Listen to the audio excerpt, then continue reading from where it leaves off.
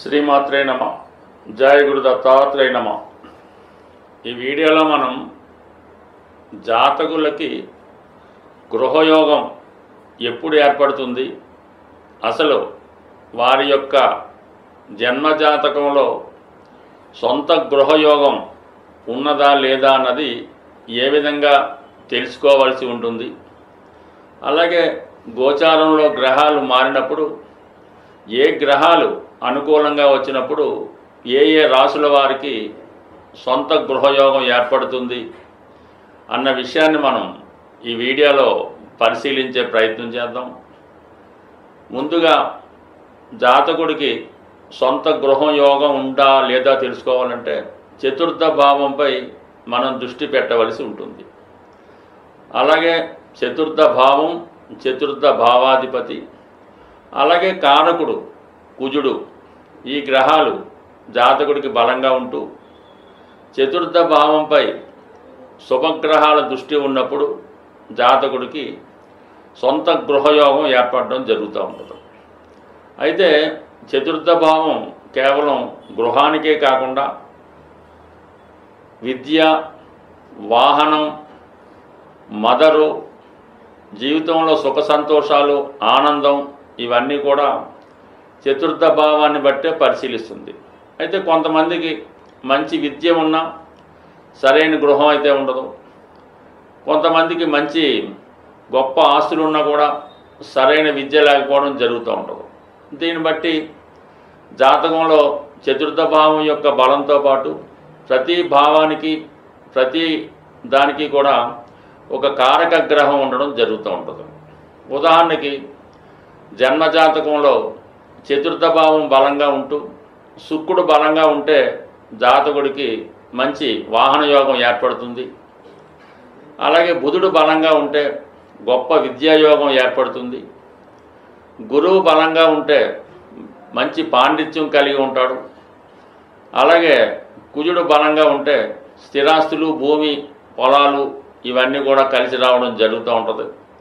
So అందువలన ఏంటంటే చతుర్థ భావంలో ఏ గ్రహం ఉన్నది, చతుర్థ భావాన్ని ఏ గ్రహం చూస్తున్నది, చతుర్థ భావాధిపతి ఏ గ్రహంతో కలిసి ఉన్నాడు, ఇవన్నీ పరిశీలించిన తర్వాత జాతకుడికి ఎటువంటి గృహం ఏర్పడుతుంది అన్న విషయాన్ని కూడా మనకి ఈ గ్రహాలను బట్టి తెలియజేయడం జరుగుతూ ఉంటుంది. శని యొక్క ప్రభావం వల్ల జాతకుడికి రాళ్లతో కట్టినటువంటి, అంటే పూర్వకాలం ఈ కోటలు అటువంటివి ఉండి కదా, అటువంటి భావన ఉంటుందని. అలాగే ప్రస్తుతం శుక్రుడు యొక్క ప్రభావం ఉంటే చాలా విలాసవంతమైనటువంటి భవనాలు ఉండే అవకాశం ఉంటుంది. గురువు ఉన్నప్పుడు చాలా ఆధ్యాత్మికంగా ఒక మంచి ప్రశాంతమైనటువంటి కుటీరం లాంటి గృహం ఏర్పడడం జరుగుతూ ఉంటుంది. బుధగ్రహం ఉండడం వల్ల ఒక మంచి గ్రంథాలయం లాంటి గృహం ఏర్పడడం జరుగుతూ ఉంటుంది. బట్ ఏదైనా శుక్రుడు బలంగా ఉండి కుజుడు కూడా బలంగా ఉంటే ఆ జాతకుడికి అనేక అంతస్తుల భవనాన్ని కలిగి ఉండడం జరుగుతూ ఉంటుంది. రవి ప్రభావం వల్ల పూరిళ్ళు గడ్డితో నిర్మించిన గృహం అని చెప్తూ ఉండేవారు, కానీ ఇప్పుడు ఇవన్నీ కాలానుగుణంగా మారిపోవడంతో ఏదైనా ఆ స్టేటస్ని బట్టి, జాతకంలో ఉన్న గ్రహాలను బట్టి గృహయోగం ఏర్పడడం జరుగుతుంది. బట్ ఏదైనా సొంత గృహం విలాసవంతమైనటువంటి ఫర్నిచర్తో, వివిధ రకాల అలంకరణలతో ఉన్నటువంటి గృహం కావాలంటే శుక్రగ్రహ అనుగ్రహం, అలాగే కుజగ్రహ అనుగ్రహం కూడా కంపల్సరీగా ఉండవలసి ఉంటుంది. అలాగే చతుర్థ భావానికి సంబంధించిన దశలు కూడా రావాల్సి ఉంటుంది. ఏదైనా దశ వచ్చినప్పుడే ఆ యోగం ఫలిస్తూ ఉంటుంది. అలాగే మనకి చతుర్థ భావంలో ఉన్న గ్రహం కానీ, చతుర్థ భావాన్ని చూస్తున్న గ్రహం కానీ, చతుర్థ భావాధిపతితో కలిసి ఉన్న గ్రహాల యొక్క దశలు వచ్చినప్పుడు ఆ చతుర్థ భావం యాక్టివేట్ అయి జాతకుడికి గోచారరీత్యా గురుగ్రహ అనుగ్రహం వచ్చినప్పుడు, కుజగ్రహ అనుగ్రహం వచ్చినప్పుడు, కొన్ని సందర్భాల్లో శనిగ్రహ అనుగ్రహంతో సొంత గృహం ఏర్పడడం జరుగుతూ ఉంటుంది. కొన్ని సందర్భాల్లో అంతర్దశలు కూడా కొన్ని 3 సంవత్సరాలు, 3.5 సంవత్సరాలు ఉండే సందర్భంలో కూడా ఈ సొంత గృహం ఏర్పడే అవకాశం ఉంది. కొన్ని అంతర్దశల్లో గృహాన్ని అమ్మడం జరుగుతూ ఉంటుంది.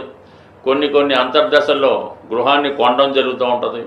కొన్ని దశల్లో గృహం మారడం, అలాగే గృహం స్వదేశంలోనా, విదేశంలోనా, గ్రామంలోనా, పట్టణంలో ఉన్నది కూడా జాతకంలో ఉన్నటువంటి గ్రహాల స్థితిని బట్టి ఆధారపడి ఉంటుంది. మనం ఇప్పుడు ఏ రాశుల వారికి ఎప్పుడు గృహయోగం ఏర్పడుతుంది, ఆ రాశులలో ఏ గ్రహాలు బలంగా ఉన్నప్పుడు ఎటువంటి గృహయోగం ఏర్పడుతున్న విషయాన్ని వివరంగా ప్రతి రాశికి తెలుసుకునే ప్రయత్నం చేద్దాం. ఈ వీడియోలో మనం సింహరాశి వారికి సొంత గృహం ఏర్పడాలంటే ఏ దైవాన్ని పూజించాలి, ఏ గ్రహం కలిసి రావాలి అని పరిశీలించినప్పుడు మరి సింహరాశి వారికి సహజంగా వీళ్ళు జన్మించడమే ఒక జమీందారీ కుటుంబం లాంటి కుటుంబంలో జన్మిస్తుంటారు. అంటే వాళ్ళు తాత ముత్తాతలు బాగా ఈ రాజ్యాన్ని సంబంధించింది గ్రామ పెద్దలు ఇలాంటి కుటుంబాల్లో జన్మిస్తూ ఉంటారు. అయితే వీళ్ళు పుట్టిన నాటికి చాలా వరకు ఆస్తులు తరిగిపోయి సాధారణంగా నివసించడానికి గృహం ఉంటుంటుంది. అటువంటి గృహంలో వీళ్ళు జన్మించడం జరుగుతూ ఉంటుంది. చిన్నప్పటి నుంచి కూడా వీళ్ళు చాలా గారాభంగా పెరగడం వల్ల అప్పటికే ఎంతో కొంత ఆస్తులు ఉండడం వల్ల సొంతంగా మనకు ఒక ఆస్తి సంపాదించాలి, మనం ఒక గృహం నిర్మించుకోవాలన్నటువంటి ఆలోచన చాలా కొద్ది మందికి మాత్రమే ఉంటుంది. అంటే ఎవరికైతే వీళ్ళు పుట్టినప్పుడు స్థిరాస్తి ఉండదో వాళ్ళు మాత్రమే స్థిరాస్తి సంపాదించడానికి ప్రయత్నం చేయడం జరుగుతూ ఉంటుంది. ఆల్రెడీ స్థిరాస్తి ఉన్న కుటుంబంలో జన్మించిన వారు చాలా వరకు వారి పెంచే విధానంలో లోపం అయితేనే, అలాగే బాధ్యతల వల్ల అయితేనే ఉన్న ఆస్తిని అమ్ముకోవడానికి ప్రయత్నం చేయడం జరుగుతూ ఉంటుంది. అంటే సహజంగా వీళ్ళకి ఈ చతుర్థ భావం వృశ్చిక రాశి అది సహజ రాశి చక్రంలో అష్టమ రాశి అవడం జరుగుతూ ఉంటుంది. ఈ కారణం వల్ల ఈ రాశిలో జన్మించిన వారి పేరు మీద ఉన్నటువంటి ఆస్తి చాలా వరకు పోవడం జరుగుతూ ఉంటుంది. కొంతమంది ఉన్నా కూడా అది ఏ దేవస్థానానికో ధర్మ కార్యక్రమాలకో దానంగా ఇవ్వడం కానీ వాళ్ళకి రాసి ఇవ్వడం కానీ జరుగుతూ ఉంటుంది. ఈ విధంగా వాళ్ళు పెద్దలు ఇచ్చిన ఆస్తి పోగొట్టుకున్న తర్వాత మళ్ళా సొంత ఆస్తి సంపాదించుకోవడానికి ప్రయత్నం చేయడం, వాళ్ళకి అప్పటికి ఉన్నటువంటి దశలు సహకరిస్తే కంప్లీట్గా వాళ్ళు అనుకున్నది చేరుకునే అవకాశం ఉంటుంది. కాబట్టి ఏదైనా సింహరాశి వారు సొంత ఆస్తిని జాగ్రత్త పెట్టుకోవడంలోనే ఎక్కువ కష్టపడవలసి ఉంటుంది. మరి వీళ్ళకి సొంత ఆస్తి గృహం ఏర్పడాలంటే ఎలాగా అంటే కొంతమందికి డబ్బులున్నా సొంతంగా ఆస్తి కొనాలంటే అది జరగకుండా పోతూ ఉంటుంది. వీళ్ళకి సహజ 4వ స్థానం ఏదైతే గృహం, చదువు, వాహనం ఇస్తుందో అది ఈ రాశి వారికి 12వ రాశి అయింది. ఆ కారణం వల్ల కూడా వీళ్ళ పేరుతో స్థిరాస్తులు ఉండే అవకాశం లేదు. అందువల్ల వీళ్ళ భార్య పేరుతో స్థిరాస్తి సంపాదించుకున్నా గృహం కట్టుకోవాలన్నా 100% సమకూరే అవకాశం ఉంది. అంటే సప్తమానికి 4వ స్థానం వృషభం అవుతుంది. కాబట్టి సహజంగా ఉన్నత స్థాయి కుటుంబంలో వచ్చినటువంటి భార్యకి ఆవిడ పేరు మీద కానీ లేదా మీ యొక్క సంతానం కలిగితే ఆ పిల్లల పేరు మీద కానీ ఆస్తి కొనుక్కోవడం కానీ ఇల్లు కట్టుకోవడం కానీ చేస్తే కంపల్సరీగా మీకు సొంత గృహం ఏర్పడే అవకాశం ఉంటుంది. మీ పేరులో లేకపోయినా మీది అనిపించుకుంటారు. అలాగే మీరు ఎట్టి పరిస్థితుల్లో కూడా సొంత ఊర్లో ఎక్కడైతే మీకు ఆస్తులు ఉండేవో, ఎక్కడైతే మీ తల్లిదండ్రులు ఉన్నారో, ఎక్కడ మీరు ప్రైమరీ ఎడ్యుకేషన్ జరిగిందో ఆ ప్రాంతంలో గృహం అన్నది సాధ్యమైనంత వరకు మీరు నిర్మించుకోలేరు. ఒకవేళ అక్కడ ఆస్తి ఉన్నా దాన్ని మీరు అనుభవించలేరు. అది ఎవరో ఒకరు అనుభవిస్తూ ఉంటారు. లేదంటే కొంతకాలంకి మీరు మీ పిల్లలు అంతా కూడా వేరే ప్రాంతంలోనో వేరే దేశంలోనో వేరే కంట్రీలో స్థిరపడడం వల్ల అది ఏదో అనాశరణాలయానికో గ్రంథాలయానికో పంచాయతీకో ఇవ్వడం జరుగుతూ ఉంటుంది. ఇంకా కొంతమంది దాన్ని ఇంకా ఇంప్రూవ్ చేసి ఒక కళ్యాణ మండపంగానో గ్రంథాలయంగానో కట్టి అది ప్రజల ఉపయోగార్థం ఇవ్వడం జరుగుతూ ఉంటుంది. అదృష్టవశాత్తు చాలామంది సింహరాశిలో జన్మించిన వాళ్ళకి ప్రభుత్వ క్వార్టర్స్ రావడం కూడా జరుగుతుంటుంది. అంటే వీళ్ళు రాజకీయంలో ఉండడం వల్ల కానీ ఉన్నత స్థాయి అధికారులుగా ఉండడం వల్ల ప్రభుత్వ క్వార్టర్స్ అంటే వాళ్ళకి సివిల్స్ అవ్వడం వల్ల అలాగే రావచ్చు. రాజకీయ రంగంలో ఉండడం వల్ల ఈ పెద్ద పెద్ద నగరాల్లో కేంద్రాల్లో ప్రభుత్వ క్వార్టర్స్ అలాట్ చేసే అవకాశం ఉంది. దాంట్లో సొంతంగానే వీళ్ళు స్థిర నివాసం ఏర్పరచుకోవడం, జరుగుతూ ఉంటుంది. అంటే వీళ్ళు పెద్ద పెద్ద బంగ్లాలో ఉన్నప్పటికీ, సొంత ప్రజలు అనుకున్నప్పుడు కూడా వీళ్ళ పేరుతో ఆస్తి అన్నది సాధారణంగా ఉండడం అన్నది వెరీ రేర్గా జరిగే అవకాశం ఉంటుంది. ఒకవేళ ఉన్నా కూడా అది తాకట్లోనో బ్యాంక్ లోన్లోనో ఉండడం జరుగుతూ ఉంటుంది. బట్ ఏదైనా సింహరాశి వారికి సొంత గృహ యోగం కంప్లీట్గా కావాలనుకుంటే కుజగ్రహ అనుగ్రహం కోసం సుబ్రహ్మణ్య స్వామిని నిరంతరం పూజ చేయడం, సుబ్రహ్మణ్య స్వామి భుజంగ స్తోత్రం పఠించడం, మీ సమీపంలోని సుబ్రహ్మణ్య క్షేత్రాన్ని దర్శించి అక్కడ స్వామివారికి కళ్యాణం జరిపించడం కానీ, లేదంటే మరి ఏదన్నా మీకు ఓపిక ఉంటే సుబ్రహ్మణ్య స్వామి దేవాలయం నిర్మించడం వల్ల కూడా మీకు సొంత గృహం యోగం ఏర్పడే అవకాశం ఉంటుంది. సొంత గృహం ఏర్పడాలంటే మరి పరిహారం అన్నది ప్రతిదానికి కూడా పరిహారం అన్నది మన శాస్త్రాల్లో చెప్పడం జరుగుతుంది. అయితే మన జన్మ జాతకరీత్యా చతుర్థ భావానికి సంబంధించినటువంటి పరిహారం అన్నది జనరల్గా దశ అంతర్దశలు అది పక్కన పెడితే కామన్గా అందరికీ ఉపయోగపడే పరిహారం ఇది కుజుడు సంబంధించింది కాబట్టి, భూమి కుజుడు కాబట్టి సుబ్రహ్మణ్య స్వామి అంటే కుజుని యొక్క అధిదేవతగా సుబ్రహ్మణ్య స్వామి క్షేత్రాలు ప్రతి రాష్ట్రంలో ప్రతి జిల్లాలో కూడా సుబ్రహ్మణ్య క్షేత్రాలు ఉండడం జరుగుతుంది.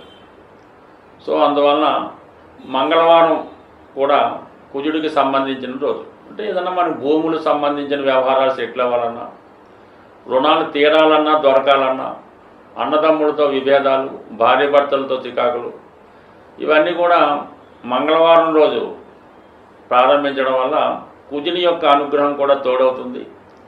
సుబ్రహ్మణ్య స్వామి యొక్క సంకల్పం, మన యొక్క సంకల్పం కూడా తొందరగా నెరవేరాలంటే మంగళవారం రోజు మీరు ఒక 6 మంగళవారాలు ఎన్నుకొని మీ ప్రాంతంలో సమీప ప్రాంతంలో ఉన్నటువంటి సుబ్రహ్మణ్య స్వామి క్షేత్రాలు 6 సెలెక్ట్ చేసుకోవడం, ప్రతి మంగళవారం ఒక క్షేత్రాన్ని దర్శించడం, అక్కడ ఉన్నటువంటి సుబ్రహ్మణ్య స్వామి ఉంటారు, అలాగే జంట నాగులు ఇవన్నీ కూడా ఉంటాయి.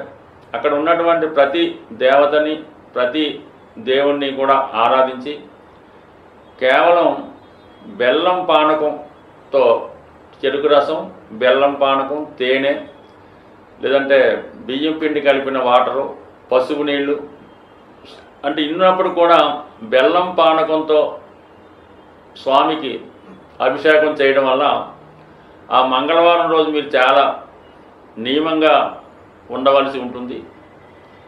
అలాగే వీలైతే ఆ రోజు గోవుకి ప్రదక్షిణ చేస్తూ గోవుకి కూడా కొంత బెల్లాన్ని తినిపించవలసి ఉంటుంది.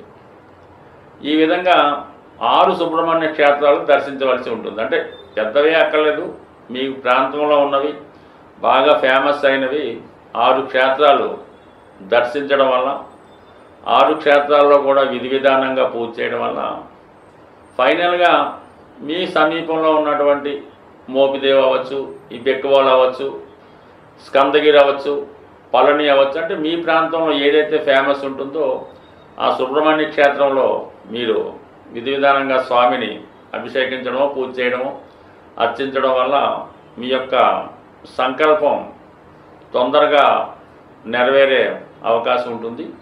సో ఇవన్నీ వీలు కాని వాళ్ళు మరి ఒక 41 రోజులు మీ యొక్క క్షేమతారలో ప్రారంభించి ప్రతి ఒక్క రోజు నిర్దిష్టమైన సమయంలో హనుమాన్ చాలీసా పారాయణ చేయడం వల్ల కంపల్సరీగా మీకు ఈ 41వ రోజులో నాటికే ఏదో ఒక శుభవార్త మీరు సొంత గృహ సంబంధించిన విషయంలో నెరవేరే అవకాశం ఉంది.